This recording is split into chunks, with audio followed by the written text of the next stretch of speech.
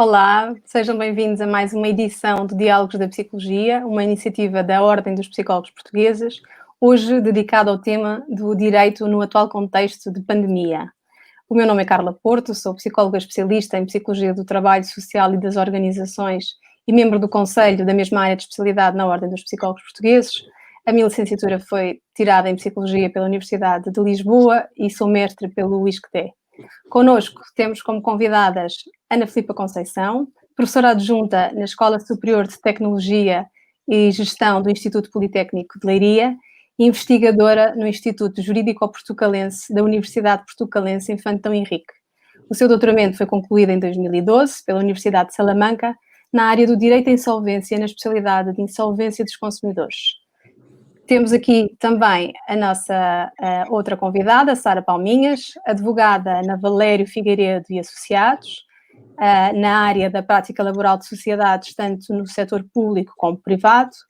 É licenciada em mestres pela Faculdade de Direito da Universidade de Coimbra. Bem-vindas, muito obrigada por terem aceito o convite da Ordem dos Psicólogos Portugueses para explorarmos aqui como é que a psicologia e o direito, desde há muito tempo que andam de mãos dadas, mas nesta situação de uma pandemia provocada pelo novo coronavírus, estreitaram ainda mais a sua relação. Depois de ter sido declarado em março o estado de emergência, recaiu sobre os portugueses um medo, uma ansiedade, uma angústia provocada pela incerteza. Os portugueses passaram a temer pela sua saúde, pela sua sobrevivência, mas também pela manutenção dos seus empregos, dos seus negócios e pela possibilidade de virem a substancialmente alterado o seu nível de vida. Assim, começava por perguntar à Sara Palminhas quais as principais preocupações na área laboral que lhe têm chegado por parte de trabalhadores e empregadores desde que foi decretado o estado de emergência. Olá, boa tarde, Carla, boa tarde, Ana Filipa. Quanto à questão que está aqui a colocar, de facto, portanto, toda esta situação causada pela pandemia trouxe aqui muitas alterações em termos jurídico-laborais. E se até um ponto as preocupações de trabalhadores e de empregadores se centravam num determinado tema ou num conjunto de determinados temas, a partir da declaração do estado de emergência e, portanto, com tudo o que isso trouxe, as preocupações de trabalhadores e de empregadores alteraram um pouco, porque, e a título meramente exemplificativo, se até há uns tempos atrás ouvíamos falar de layoff, mas assim uma coisa muito temida, não era assim um tema, não era dos temas fortes na área jurídico-laboral. Nos últimos 2, 3 meses é de facto aquilo que nós mais ouvimos falar, porque é uma das grandes preocupações tanto das empresas como dos trabalhadores. Portanto, as empresas pretendem, no fundo, manter postos de trabalho, mas não sabem como é que o vão fazer, porque, inclusive, algumas delas, por força das medidas de execução do estado de emergência, foram obrigadas a encerrar. Já não se trata de uma questão de diminuição da procura dos seus serviços ou de diminuição da oferta daquilo que é o objeto social. Trata-se simplesmente de terem sido forçadas a encerrar e, portanto, não podem continuar de portas abertas, não podem continuar a produzir e, consequentemente, não vão obter rendimentos pelo fruto do que é a sua atividade. E a preocupação do lado dos empregadores é o que é que nós fazemos aqui. Temos algum mecanismo legal que nos permita suspender os contratos, que nos permita terminar com eles? Temos alguma ajuda do Estado? Temos alguma ajuda de algum tipo de instituição pública ou privada que nos permita aguentar esta fase sem sabermos muito bem o que é que vai acontecer? E do lado dos trabalhadores, os problemas são exatamente os mesmos, que, portanto, a pessoa sabe que a sua empresa, que a sua empregadora está numa situação económica difícil, porque muitas delas lá foram obrigadas a encerrar, e a questão que se coloca do lado do trabalhador é: e agora o que é que eu faço? Eu vou ser despedido, eu vou ficar sem emprego, a empresa vai me dar algum tipo de ajuda, eu tenho algum tipo de ajuda do Estado, e portanto o foco ficou um pouco nesta dinâmica entre aquilo que a empresa pode oferecer e aquilo que o trabalhador, no fundo, tem que aceitar ou que está disposto a aceitar para manter a sua relação laboral. Laboral, E exatamente. coloca-se aqui a questão de um dos principais temas que o Covid nos trouxe na área jurídico-laboral foi precisamente a questão do layoff. Foi muitas empresas suspenderem os contratos de trabalho ou reduzirem os períodos normais de trabalho das pessoas e, portanto, ajustar-se a retribuição a esses dois fatores, à suspensão ou à redução, mediante determinados requisitos legais, naturalmente. E outro dos grandes temas que o Covid também nos trouxe foi a questão do teletrabalho. Como é que as pessoas... Já agora, eu acho que já devemos abordar até, o teletrabalho é um dos temas que se calhar faz mais sentido falar neste momento, precisamente da relação em que o teletrabalho tem com o mundo laboral e, portanto, o mundo do direito e a implicação psicológica que isso está a trazer às pessoas, esta alteração. Mas ainda falando um pouco atrás na questão do layoff simplificado, a última vez que nós tínhamos ouvido falar em layoff, se calhar de uma forma mais massiva, teria sido na crise económica de 2008, 2009, 2010, por aí. E nesse momento, nessa altura, se eu bem me lembro, layoff era significado de algo negativo, em que as pessoas poderiam vir a ficar sem os seus empregos e para prevenir isso, as empresas podiam recorrer ao layoff. Na situação atual, houve uma mudança do estigma relativamente ao layoff, porque, no fundo, este layoff foi uma medida para prevenir que mais pessoas pudessem ficar sem emprego e tentar manter os seus postos de trabalho. Claro. Há palavras, um determinado vocabulário que no mundo jurídico nós tendemos a associar a estigmas, porque fomos, portanto, educados numa sociedade onde aquela palavra era necessariamente conotada com alguma coisa que fosse má, ainda que assim não o fosse. Era o caso do layoff, não era? Era o caso do layoff, é o caso de uma insolvência, é o caso de uma pessoa que é constituída arguida e, portanto, estas são expressões que se usam no mundo jurídico, que as pessoas conhecem, mas que necessariamente associam uma coisa que é má. E muitas das vezes não é assim. Se o layoff é uma coisa boa ou uma coisa má, tudo dependerá naturalmente das concretas circunstâncias, porque certamente que há empresas que, adotando esta questão do layoff simplificado, das ajudas que o Estado criou para este período, a título excepcional e etc., certamente que irão conseguir reequilibrar-se, manter os postos de trabalho e talvez até com uma rotina nova e com uma dinâmica melhor. Há outras, porque fruto do mercado, fruto das suas próprias condições e fruto de um determinado conjunto de circunstancialismos que não irão conseguir manter-se, o que, portanto, significa que o layoff não foi uma coisa boa. E, no fundo, no fim da pandemia, certamente que teremos dois grupos de pessoas, aquelas a quem o layoff lhe vai dizer coisas boas e que vão associar a coisas boas e aquelas que, no fundo, vão associar o layoff a uma coisa má, porque isto, no fundo, traz um bocadinho a experiência de cada um de nós em relação às coisas. Exato, no fundo, a quem o layoff conseguiu permitir que estivesse em casa, ainda que com uma redução dos rendimentos, mas que ao fim de alguns meses pudesse voltar ao seu local de trabalho e ter o seu posto de trabalho garantido, há de com certeza ver aqui o layoff de uma maneira positiva. Por outro lado, aquelas pessoas que, mesmo os empresários, mesmo com o layoff, depois de tentar retomar a atividade, não conseguem justificar em termos de faturação a sua existência e que poderão levá-las a uma situação de insolvência, então naturalmente que hão de associar aqui o layoff a algo mais negativo.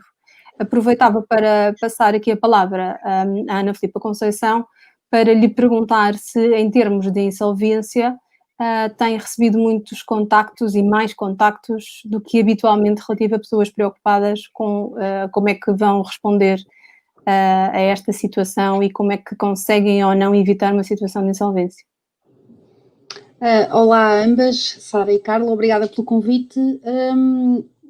Relativamente a esta questão dos contactos, eu não sou advogada, não exerço advocacia, mas de alguma forma tenho sido contactada talvez nos últimos 2 meses, por várias pessoas, por algum motivo acabam por encontrar o meu nome ligado a esta matéria das insolvências e tenho recebido de facto alguns e-mails tanto de particulares como de colegas juristas, no sentido de saber o que podem fazer para melhorar, digamos assim, para prevenir e às vezes até já para reagir a situações de insolvência.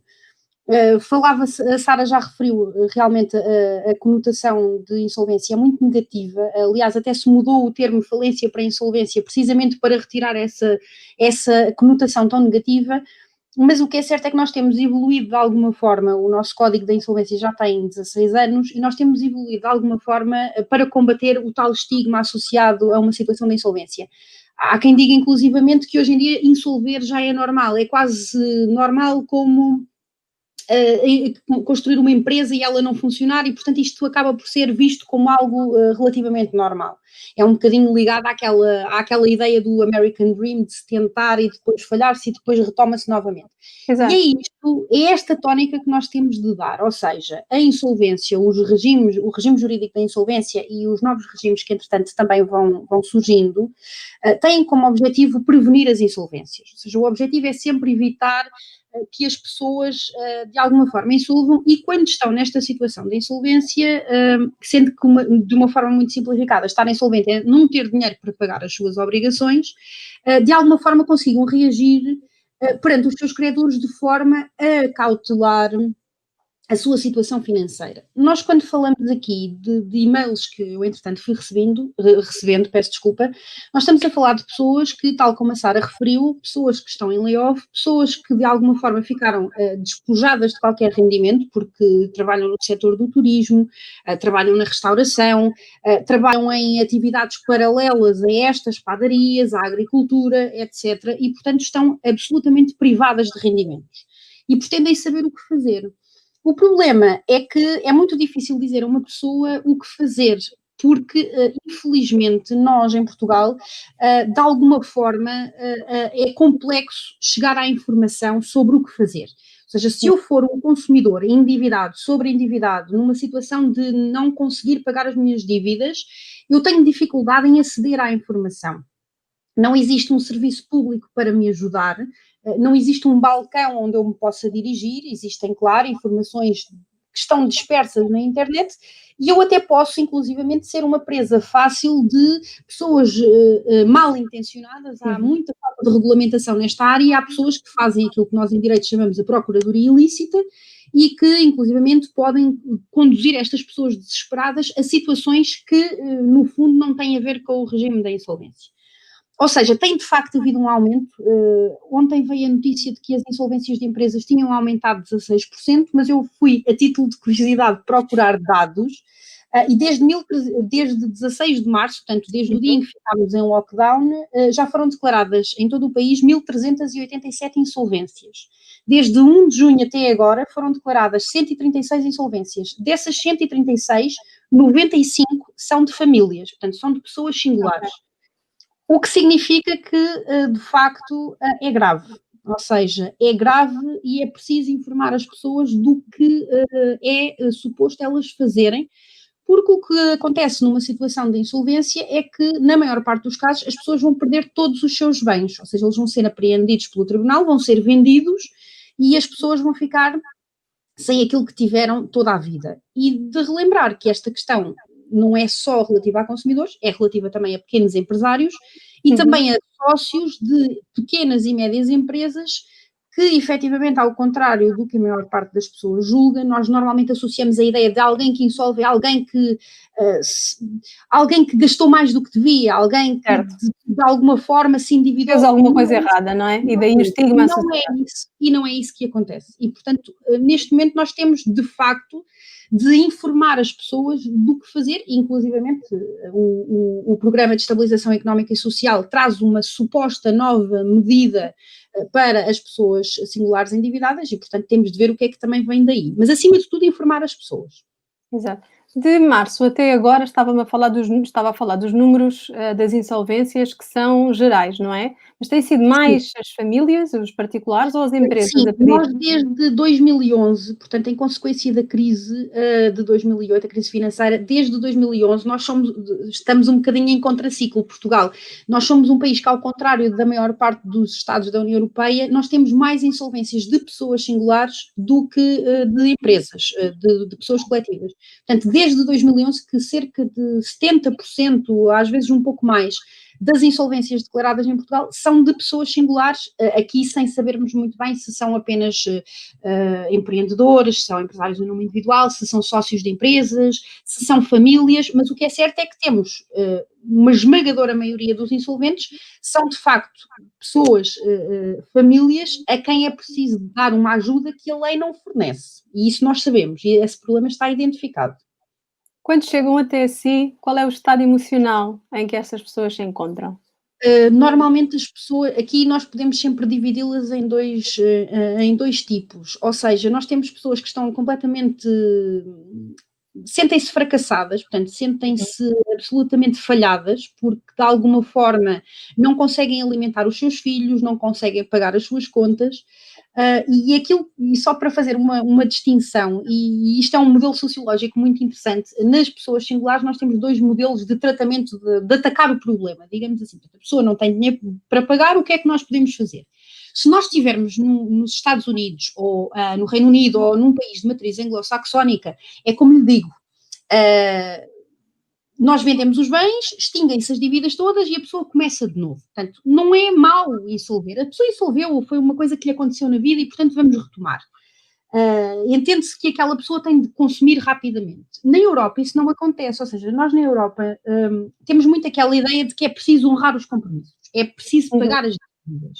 E, portanto, o modelo que se adotou na Europa foi um modelo de plano de pagamentos, ou seja, a pessoa faz um plano de pagamentos, reestrutura a dívida e vai pagando paulatinamente. Neste momento já há um mix, digamos assim, a nossa lei já oferece opções combinadas, portanto podemos fazer as duas coisas, mas nós temos estes dois tipos de pessoas. Pessoas que estão absolutamente falhadas, sentem-se absolutamente esmagadas pela situação e muitas vezes a situação não ocorreu por culpa delas, ou seja, ficaram desempregadas. Nós temos várias causas identificadas para estas situações: desemprego, divórcios, viuvez, uma doença em que a pessoa perde os rendimentos por causa de uma baixa médica, etc.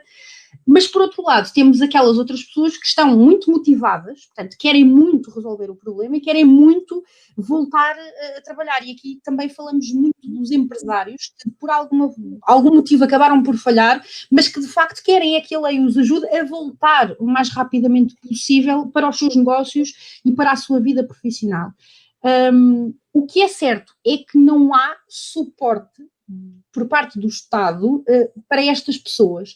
Eu gostava só de referir, a título de exemplo, e como lhe digo, nós temos um novo modelo que ainda não sabemos como é que vai ser, mas que está previsto sair um modelo de uma espécie de mediação para estas situações, um modelo de apoio público, que é a primeira vez que vai acontecer, mas só a título de curiosidade, em França, por exemplo, quando uma pessoa está sobreendividada, dirige-se a uma delegação de um serviço que é a Comissão de Sobreendividamento, que funciona junto das delegações do Banco de Portugal, e essa comissão é composta por vários elementos, sendo que alguns desses elementos são psicólogos. Porquê? Porque vão atuar na parte da economia social e da família.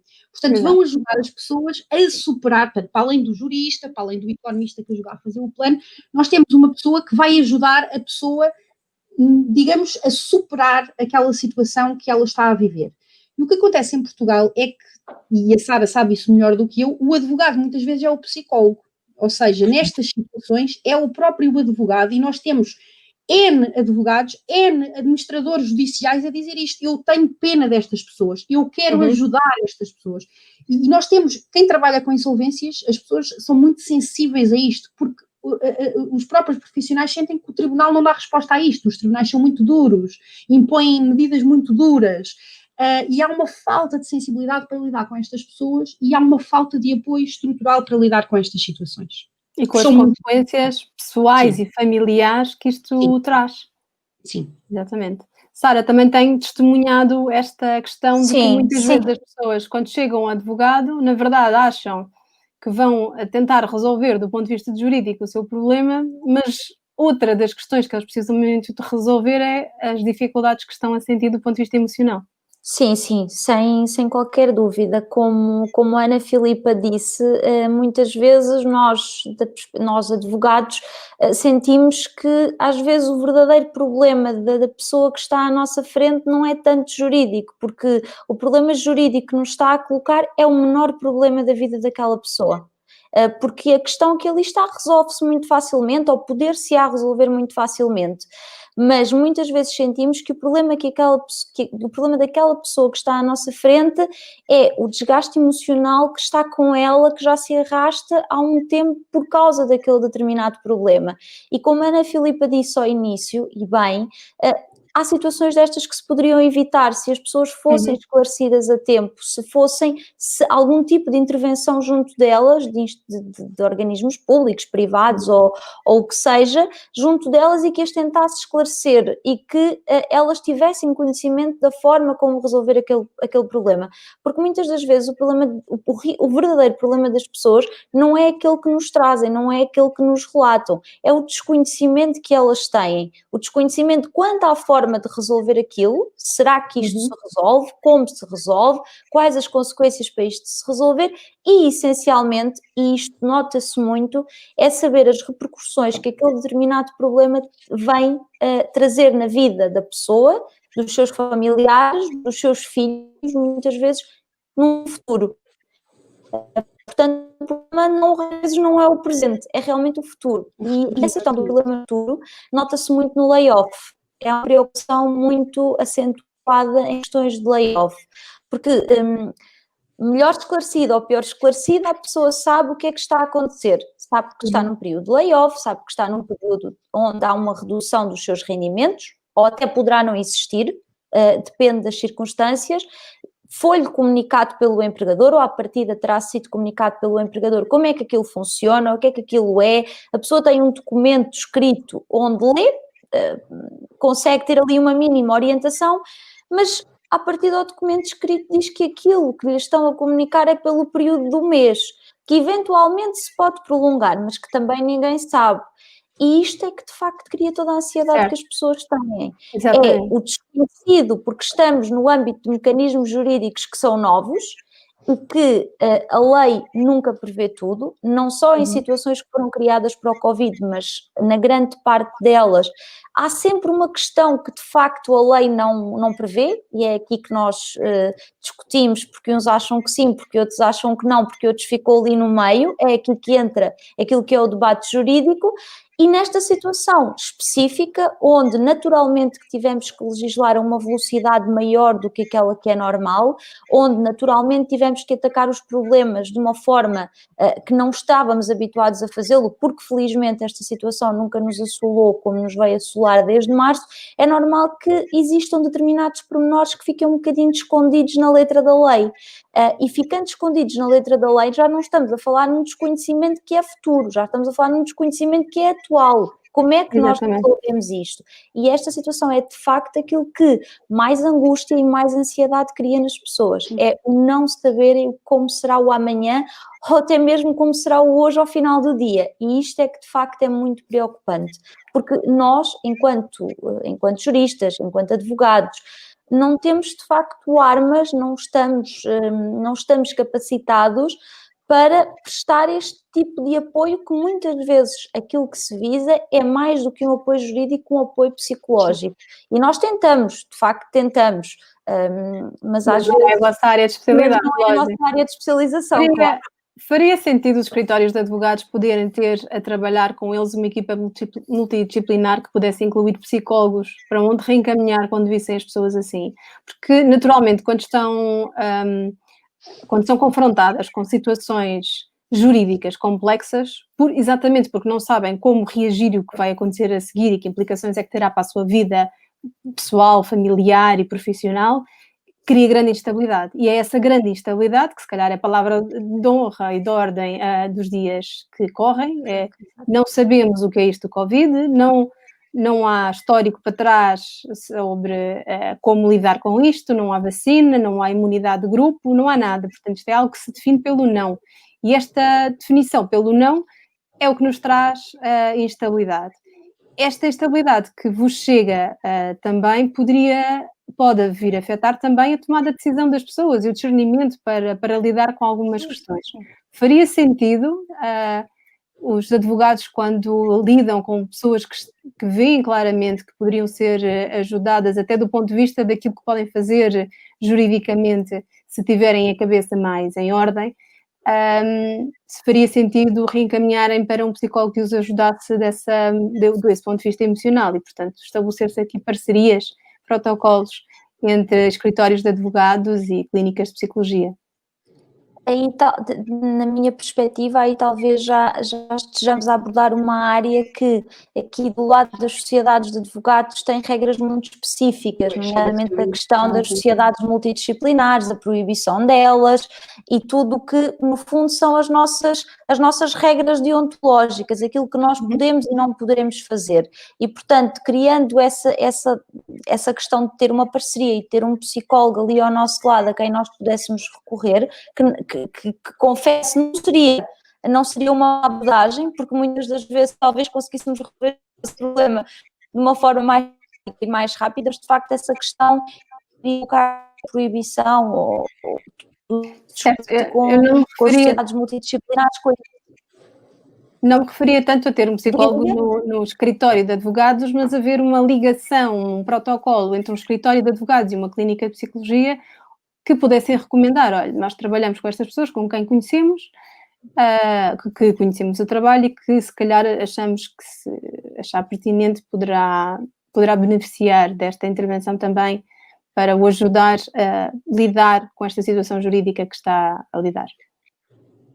Claro, mas se nós tivermos a percepção que uma pessoa que está à nossa frente, que de facto está verdadeiramente desequilibrada em termos emocionais, nada nos irá impedir de, eventualmente, dizer a uma pessoa que precisa de uma maneira, digamos que mais delicada, porque isto, às vezes quem ouve do outro lado pode ter uma percepção muito errada daquilo que nós estamos a recomendar e que estamos a dizer e, portanto, corremos o risco de a pessoa se levantar e fugir, porque isto acontece, é quase que do outro lado se sente que é um ataque pessoal que estamos a fazer à pessoa, mas claro que nada nos impede de num determinado momento, com uma quantidade de peso e medida muito alta, que possamos recomendar à pessoa que procure ajuda noutro setor. Eu confesso que eu já o fiz.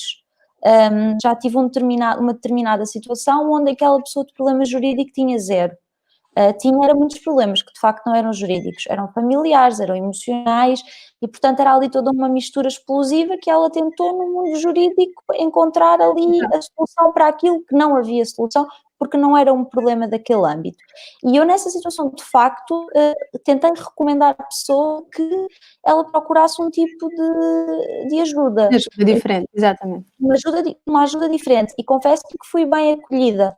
Porque a pessoa terminou a conversar que de facto tinha ali um problema que não era jurídico e a conversa foi bem recebida do outro lado. Portanto, isto para dizer que nós, enquanto advogados, pessoas individuais, independentemente de integrarmos um escritório ou uma sociedade ou uma equipa de trabalho, sempre o poderemos fazer e sempre teremos o dever, quase que dever de o fazer, porque no fundo aquela pessoa que está à nossa frente não vem procurar ajuda psicológica, porque nós não somos psicólogos, mas vem de facto procurar um tipo de ajuda.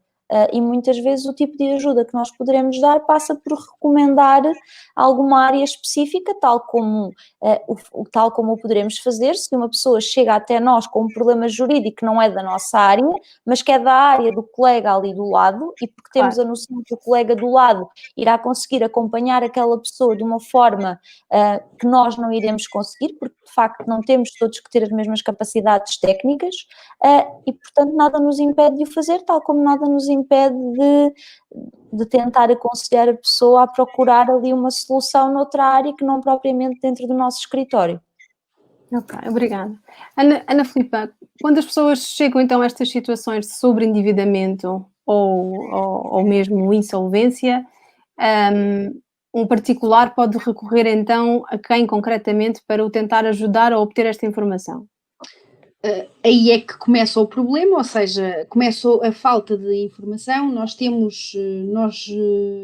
Eu na altura, quando comecei a fazer o doutoramento, uma das primeiras coisas que eu fiz foi precisamente isso. Isto em 2007, 2008, e se eu estivesse insolvente, a quem é que eu me dirigiria? E de facto, nessa altura não havia informação, as coisas foram melhorando um pouco. Hoje em dia, por exemplo, se eu quiser saber o que fazer, posso, por exemplo, começar pelo site da Direção-Geral do Consumidor e ver que existe uma rede de apoio ao consumidor sobreendividado. Existem várias entidades privadas, espalhadas um pouco pelo país inteiro, e que me permitem, por exemplo, sem custos ou com custos bastante reduzidos, dirigir-me a essas entidades e saber o que fazer, como começar. Até porque, como a Carla referiu muito bem, eu posso estar com uma dificuldade passageira, portanto, sem ali algumas dificuldades para pagar, ainda posso tentar renegociar as minhas dívidas, ou então posso estar já numa situação mais dramática e aí terei de avançar para a insolvência. O que é que acontece? Esta rede de consumidor endividado, que é a primeira porta de acesso, não tem assim tantos poderes. Ou seja, não me permite, por exemplo, negociar com todos os meus credores. Permite-me negociar passo a passo. E isso não é muito bom quando a situação já está a ficar um bocadinho mais difícil.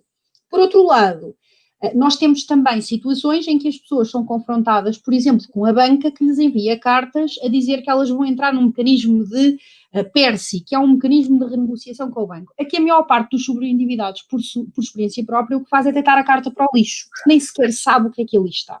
Nem sabe onde procurar informação. Não é, a pessoa normal não vai para o site do Banco de Portugal verificar, ou seja, não há de facto um local onde se possa procurar esta informação.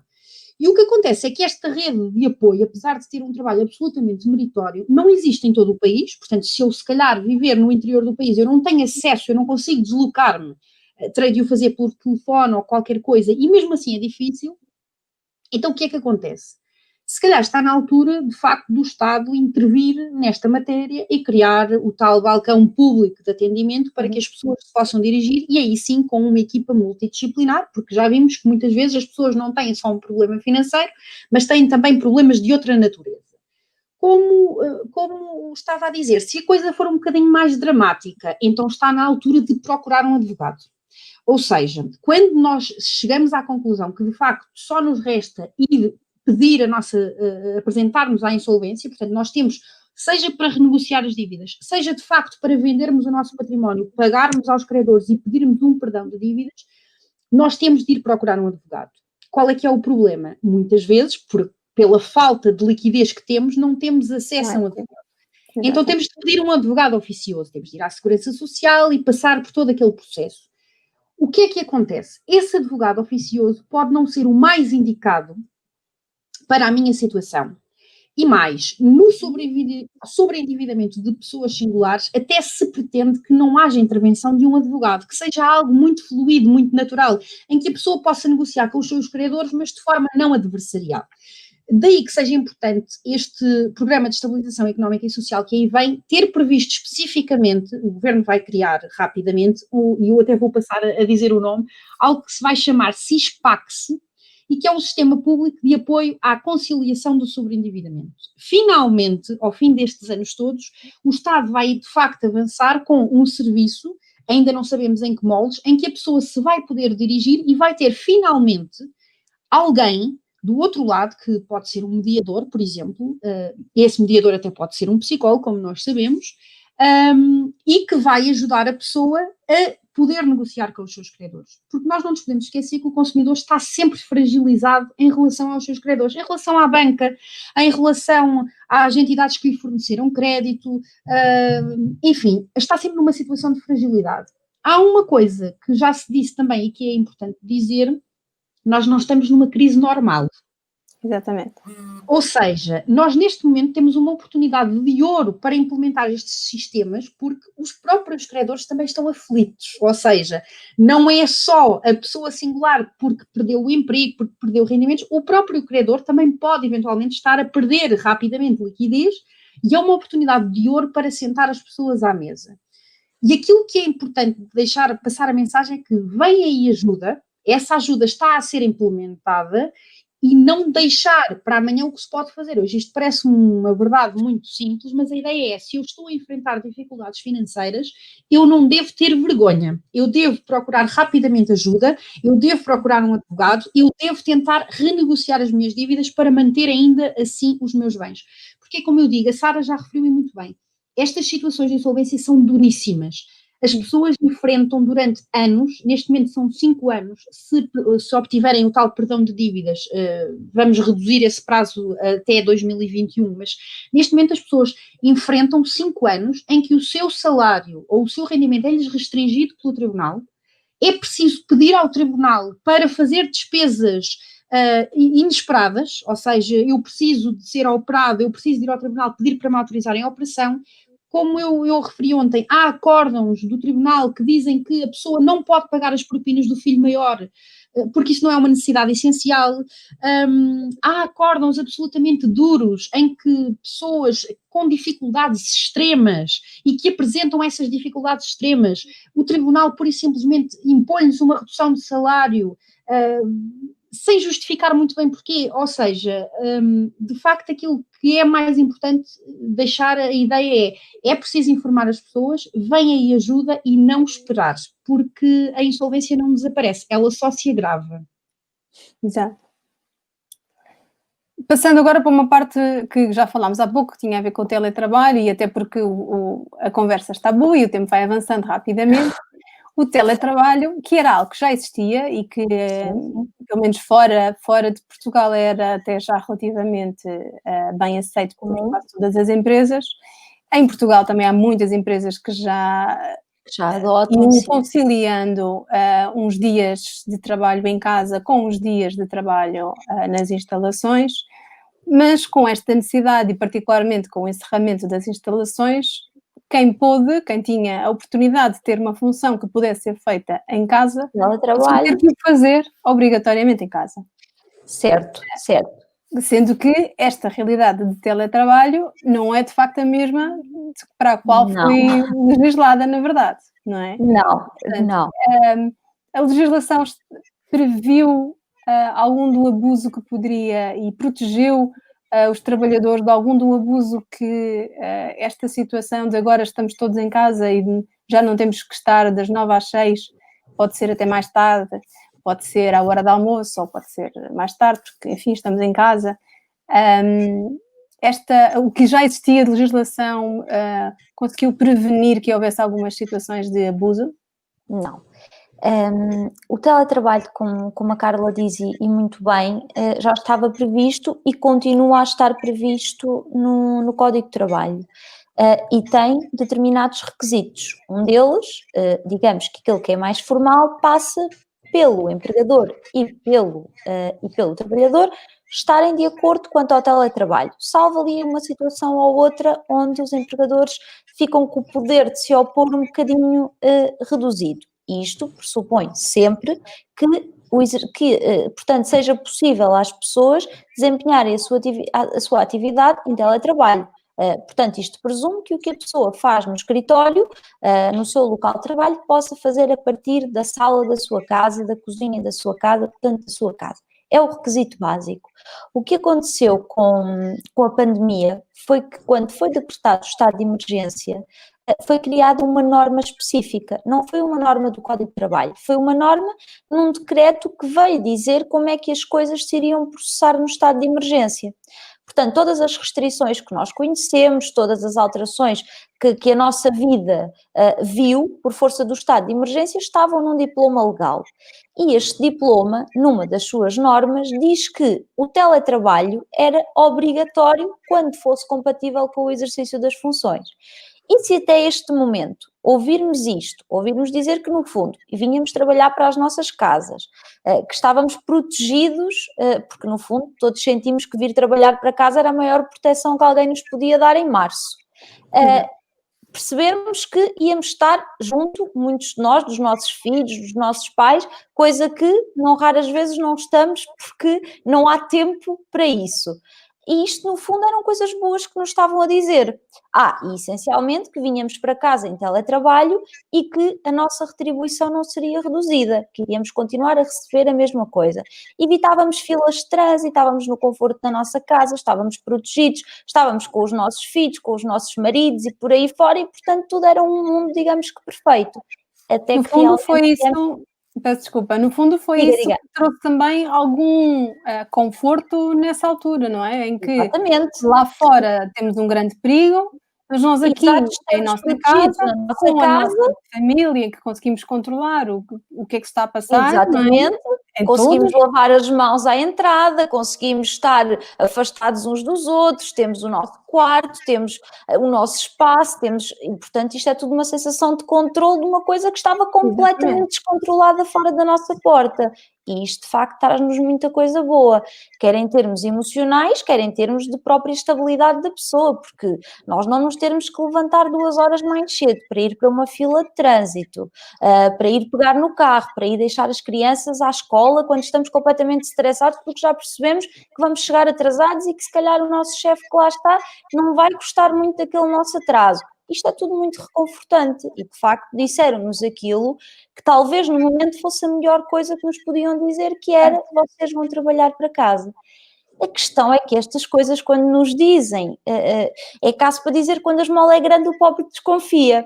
E, portanto, nós vamos todos para casa, no conforto da nossa casa e da nossa família, mas começamos a perceber que há problemas. Há problemas, primeiro, porque estamos todos um bocadinho mais ansiosos. Não sabemos como é que as coisas estão, não sabemos porque fomos ao supermercado, estivemos a contactar com muitas pessoas, já não sabemos se podemos ou não estar infectados, o que é que está a acontecer connosco e, portanto, há logo ali um stress que acaba por se refletir certamente na nossa família e naqueles que estão mais perto de nós. Depois percebemos que temos tarefas a cumprir e que vamos ter que as cumprir porque fazem parte das nossas obrigações, mas que temos o nosso filho ao lado, que é pequenino e que está num momento que decidiu chorar como se não houvesse amanhã. E, portanto, há aqui outra situação de stress que nós temos que gerir. E depois, juntamente a isto, vem, talvez tenhamos de fazer o almoço e o jantar, coisas que provavelmente nem poderíamos fazer até àquele momento, ou porque íamos fora, ou porque íamos visitar familiares. Começamos a perceber outra situação que é, deixamos de ter horários de trabalho, não entramos às 9 para sair às 6, porque acabamos por estar um bocadinho em autogoverno, nós gerimos se fazemos aquela tarefa às 9, se fazemos à meia-noite. Existe aqui um certo descontrole familiar e um certo descontrole daquilo que inicialmente estava por nós controlado, e a questão do teletrabalho perde tudo aquilo que tinha de bom e acaba por, de facto, gerar uma ansiedade muito grande nas próprias pessoas e na própria família. Nós todos assistimos, nesta altura, e até ao dia 1 de junho, onde esta questão do teletrabalho se mantinha, embora que já não estivéssemos em estado de emergência, mas esta questão mantinha-se. O teletrabalho era obrigatório para um determinado conjunto de pessoas que fosse possível conciliar o exercício das funções com o local onde as iriam prestar, e portanto assistimos a muitas reportagens na televisão onde tínhamos o pai e a mãe a trabalhar, não é? Porque tinham que o fazer, com as crianças ao lado a jogarem futebol, a brincarem com carrinhos. E, portanto, isto são situações muito difíceis de gerir, porque enquanto nós temos o teletrabalho pensado, salvo uma outra exceção, para os pais irem deixar filhos menores à escola, virem para casa no seu sossego, organizarem-se, prestarem a sua atividade num mundo que está completamente normal lá fora, vimos-nos duplamente confinados, porque em bom rigor nem para o nosso trabalho deveríamos ir, porque se calhar aquilo não era seguro nós lá estarmos. E esta situação de teletrabalho criou aqui muitas situações de conflito e muitas situações onde as pessoas, algumas delas, tiveram que recorrer a outras situações, portanto, baixas médicas ou o que fosse, porque era inviável continuar com aquele sistema. Para além de não ser produtivo, porque deixava... Era muito doloroso para as pessoas terem que gerir um foco adicional de ansiedade e de frustração. Claro. Por outro porque não estavam... lado, existia um conjunto de pessoas que, não estando sujeita a determinadas condições de stress e de desalento quanto ao teletrabalho, porque foi de facto uma experiência que correu bem, portanto, pessoas que não têm independentes, que têm um determinado estilo de vida, umas determinadas condições, que gostaram tanto da experiência de teletrabalho que continuam a pedir para trabalhar a partir de casa. Exatamente. E, portanto, já ouvimos aqui dizer que na administração pública se pretende colocar X número de pessoas em teletrabalho, já há empresas que estão a pensar deixar os espaços físicos e colocar as pessoas todas a trabalhar a partir da sua casa, e isto de facto tem uma receptividade grande num grande número de pessoas. Para quem lá está, se falar em teletrabalho, é uma coisa muito boa que o Covid trouxe e que a pandemia trouxe, e muitas delas dizem: ainda bem que isto aconteceu, porque senão eu nunca iria trabalhar para casa. Tem os seus pontos bons e tem os seus pontos maus, claro. Ana Filipa, enquanto docente universitária, está muitíssimo habituada ao teletrabalho. Sim, só não estava habituada de facto a dar aulas a partir de casa, mas sim, nós como professores já temos alguma disciplina de trabalhar em casa, nós fazemos a maior parte do nosso trabalho intelectual de investigação em casa, ou seja, como a Sara referiu, eu se não tivesse as crianças em casa, não é? Se calhar teria rendido bastante em termos de trabalho, porque de facto estava aqui, como a Sara diz, protegida, etc. Em termos psicológicos, de facto foi bom. O que é certo, e já agora, já que falamos de ensino, eu queria só deixar aqui uma nota. Nós não sabemos ainda o que é que vai acontecer para o ano letivo seguinte. Esta experiência de darmos aulas em casa foi bastante complicada. Eu já tinha tido a experiência enquanto aluna, portanto já tinha feito vários cursos online enquanto aluna, e portanto tentei dar as aulas da forma como eu as tinha recebido. Ainda assim tive de fazer alguns ajustes com os meus alunos, e isto foi uma aprendizagem para todos.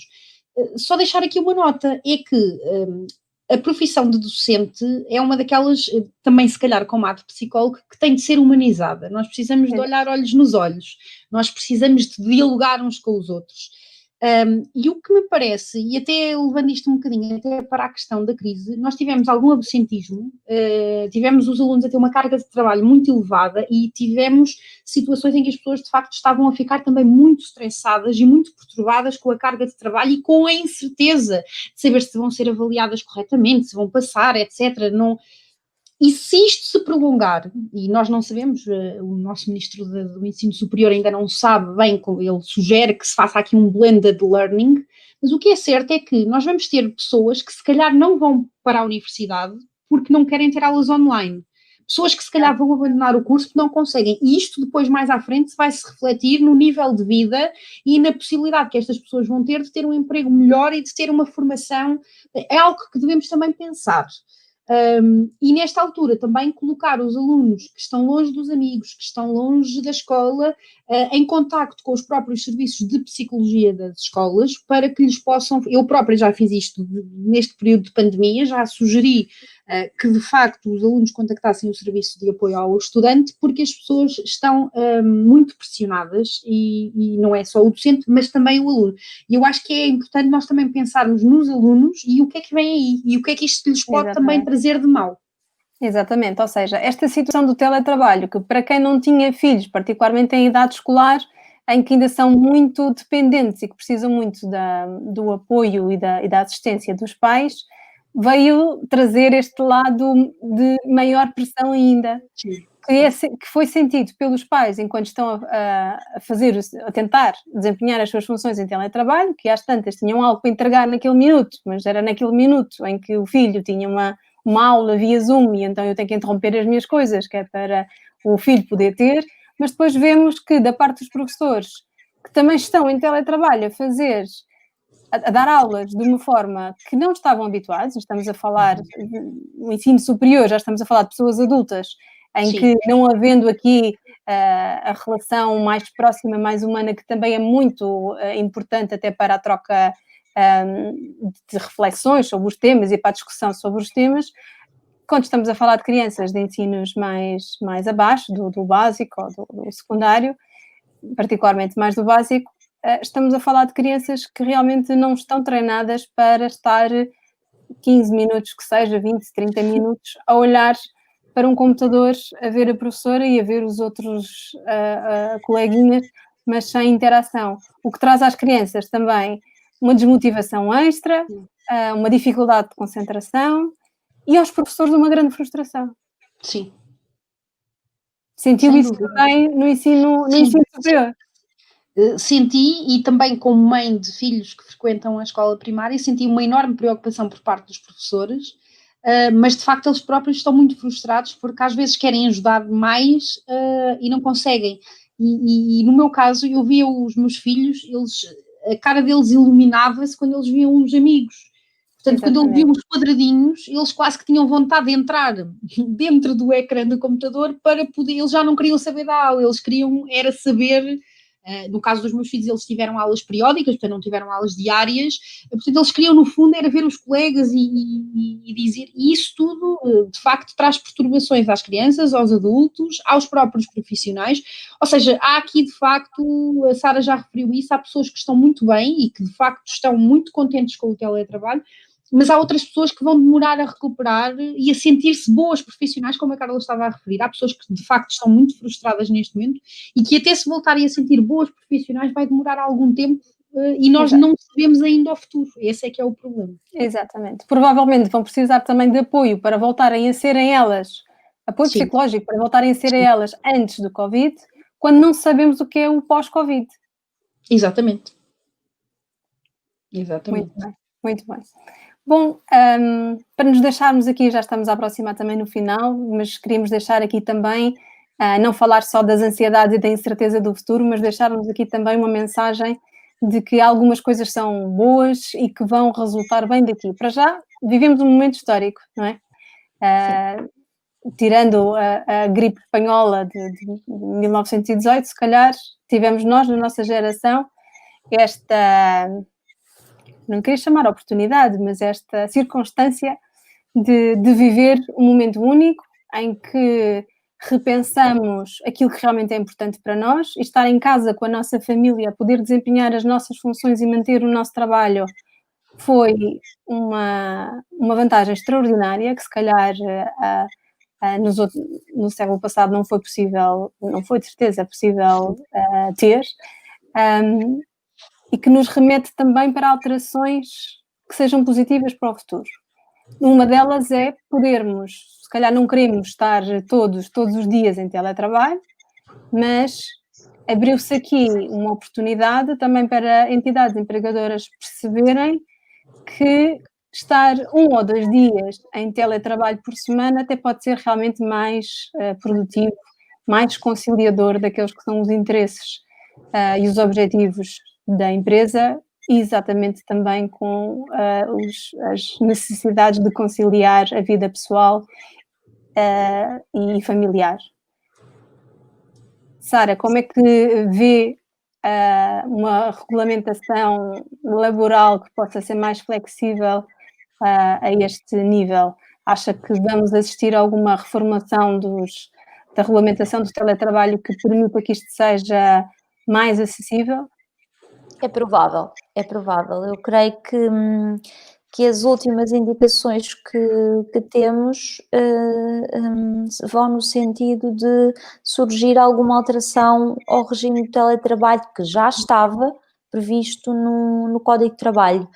Como dizia bem, talvez vir uma flexibilização maior, alargar os requisitos de teletrabalho aos quais a entidade empregadora não se poderá opor, e criar mecanismos que permitam às pessoas desempenharem o seu papel profissional a partir das suas casas, mecanismos que, portanto, que lhe permitam um controle da sua atividade laboral, porque eu creio que se nós estivermos em casa mais facilmente conseguimos dispersar um bocadinho do que estando noutro ambiente, até mesmo por uma questão de associação, porque nós dizemos aquela é a nossa casa, é o meu local, aquele é o meu sítio de trabalho, portanto eu vou para lá e tenho que desempenhar aquele e o outro papel, e criar aqui algum tipo de ajustamentos à lei laboral que de facto permita uma flexibilização maior do teletrabalho.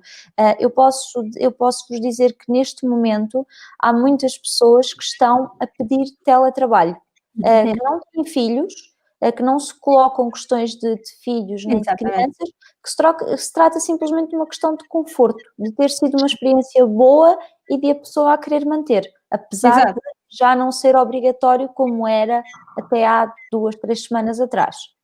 Muito bem. Ana Filipa, também do ponto de vista do apoio ao consumidor e à pessoa que possa vir a estar numa situação de sobreendividamento ou até de insolvência e mesmo às empresas, também se pode esperar, nomeadamente com a medida que referiu que está para sair, uma luz ao fundo do túnel de maior informação e maior proximidade às pessoas. Sim, parece-me que é como digo, finalmente esta ideia de um serviço público de apoio que seja disseminado por todo o país é uma ideia que já tem raízes muito antigas, já se discutiu antes mesmo de se fazer o Código de Insolvência. Peço desculpa, se eu estou bem informada, a DECO já procurava fazer isso há algum tempo. Sim, exatamente. Portanto, a DECO de facto tem tido um papel, é se calhar a entidade da rede de apoio ao consumidor endividado com mais visibilidade, mas a DECO também não consegue chegar a todo o lado. E não deve substituir-se ao Estado, ou seja, pode ser um parceiro, e acho que sim, que devemos apostar nesse modelo misto para podermos chegar a mais pessoas, mas parece-me que a intenção do legislador neste momento é, de facto, proteger estas pessoas, permitindo antecipar a situação de calamidade, digamos assim, de catástrofe financeira, e para que ela se possa, de uma forma mais confortável e até referido de baixo custo, mais humanizada, etc., dirigir-se a um serviço para se informar cabalmente de quais são as suas alternativas. Portanto, parece-me a mim que também desta pandemia, há bocado a Carla estava a referir situações que de alguma forma foram positivas, parece-me que esta medida de facto é muito positiva e ainda bem que está a ser criada agora, porque é um reconhecimento da necessidade de aproximar este serviço dos cidadãos e de os ajudar a superar este momento de adversidade. Não vamos ter ilusões, e a Sara também sabe disso e todos nós sabemos disso.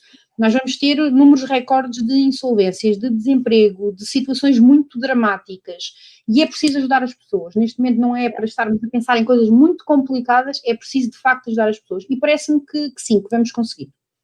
Também do ponto de vista do ciclo que vem a seguir, não é? Todos os ciclos têm altos e baixos, estamos se calhar no ponto mais baixo do ciclo, mas esperamos depois desta situação estar de saúde pública estar controlada, voltarmos a vir ainda mais vigorosos e com mais vontade, e se calhar se houve muitas empresas a fechar, também há de haver muitos mais projetos empreendedores a surgir, e também aí o Estado e as instituições públicas e privadas deviam estar a prever medidas também de apoio a estas pessoas que não desistiram, que arregaçam as mangas e que querem fazer coisas diferentes. Isso eventualmente está absolutamente previsto, aliás, isso está enquadrado num quadro europeu. Nós agora nestas matérias da insolvência também falamos muito de uma diretiva que tem de ser transposta até o próximo ano, e de facto os empreendedores têm de ser apoiados, têm de ser criados programas para os apoiar, para os informar, e é como diz a Carla, há muitas pessoas que se conseguiram reinventar, que conseguiram modificar a sua maneira de